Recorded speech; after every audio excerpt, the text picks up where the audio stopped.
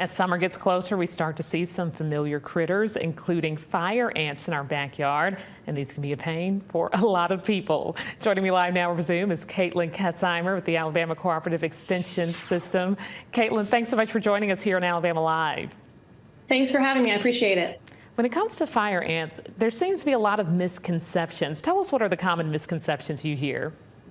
Well, I think the biggest misconception is that some of these home remedies will control fire ants in your backyard, and not only will they not provide effective control, but sometimes they can be dangerous, and certainly more dangerous than insecticides that you're buying at the store. And so the biggest thing is try to stay away from those home remedies and stick to what the professionals recommend for fire ant control. So what do the professionals recommend?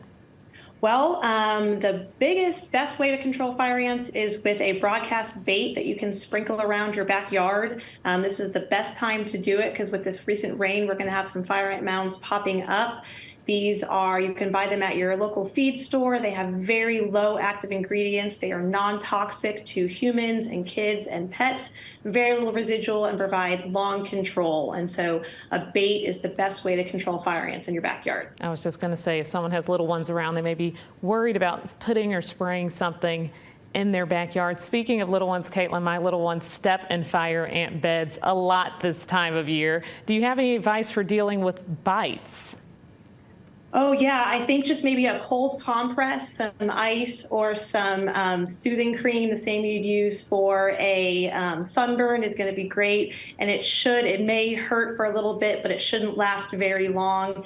And once you get that control out, you can expect long control, hopefully for the rest of the year. Why do we see a lot of fire ant beds, maybe a lot pop up in one area, then not so much in others? Well, after a rain, we do have these mating flights where winged ants will fly up into the air and they will mate and then drop to the ground to start new mounds. And it's kind of random where they drop depending on where the winds takes them and survival. And so you may have several in your backyard where your neighbors may have none. And it's just kind of an artifact of flying insects and the weather. And so we may start to see some pop up after this wet spell that you didn't think were there previously. And so be on the lookout for new mounds shortly. Besides the bait, what other misconceptions, what else do you want people to know what not to do around fire ants? Yeah, so don't try to avoid them, don't step in them, don't stick your hand in them to make sure that they're fire ants. Don't try to mix mounds and get them to fight as a means of control. That will not work. Things like gasoline and boiling water can be very dangerous, and we don't get good control. We've tried all those remedies and they're not great. If you have specific questions on what works for you, please give us a call. Our folks at Extension are really well educated and can help answer specific questions. And so based on how much area you want to control, how quickly you need control, if you have a garden party coming up this weekend and you need fast control, we can make recommendations for that. And even depending on how much you're willing to spend, we can help find products that will fit within your budget.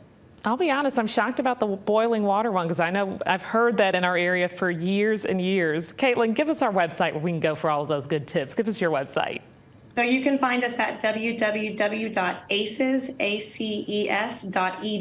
and you can find a local specialist or agent in your area that can provide control recommendations that will best suit your needs, your timeline, and your budget. All right, Katelyn, thanks so much for joining us here on Alabama Live. We appreciate it. Thanks so much.